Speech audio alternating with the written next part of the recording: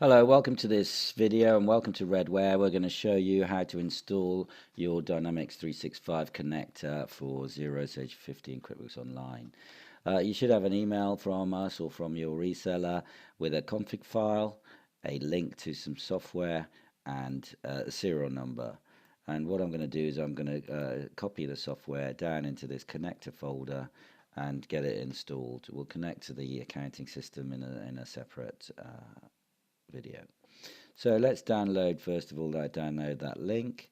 Let's save it into the folder. And let's drag the config file into that folder as well.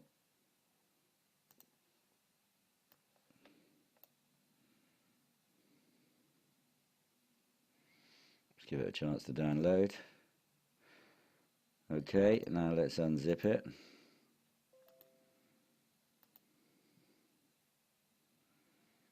And what we want to do is take that config file and we want to drop it into this folder here.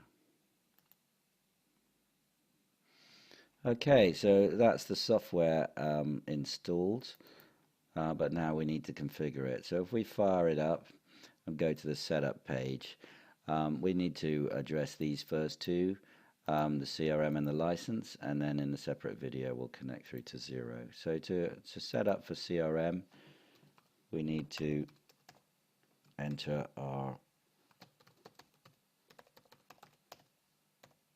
details.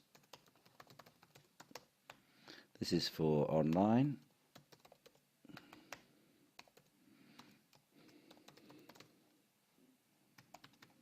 It will also work on-premise.